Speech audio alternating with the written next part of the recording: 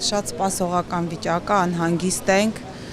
սպասում ենք, որ հեսա պիտի գան, այդ ճանապարհները քանդվելու հետևանքով իրանց հետ գալը հետաձգվեց,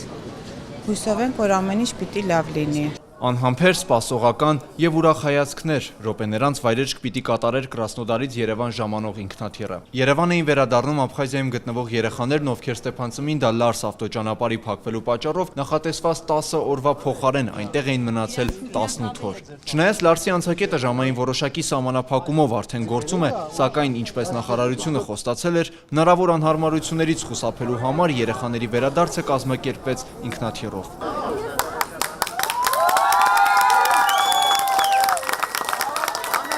Երեխաների ժպիտները տեսնելուն պես վերանում է ծնողների անհանգստությունն, ովքեր շտապում են գրկել իրենց երեխաներին, ապա հետաքրքրվել այնտեղ անցկացրած օրերի մասին։ Տպավորված իրենց հանգստից բոլորը գոհունակությամբ նշում են, այդ օրերին իրենց կողքին կանգնեց եւ սատարեց հայ բարերար Ռուբեն Թաթուլյանը, ում օգնությամբ եւ օժանդակությամբ այնպիսի օրեր են անցկացրել, որոնք մոռանալն ուղղակի անհնար է։ Արդեն ծնողների կողքին գտնվող երեխաներն ասում են, ամեն ինչ շատ լավ էր։ Իրենք որևէ դժվարության չեն հանդիպել։ Ընդհակառակը, նախատեսվածից մի քանի օր ավել մնալու ընթացքում հասցրել են ավելի լավ հանգստանալ։ Այնտեղ ապրող մեր հայրենակիցների, նաեւ հայազգի բարերար Ռուբեն Թաթուլյանի ձեռնարկած քայլերի եւ նախաձեռնության շնորհիվ։ Այս հանգստյան օրերի ընթացքում ինչ մարդ հանդիպել է,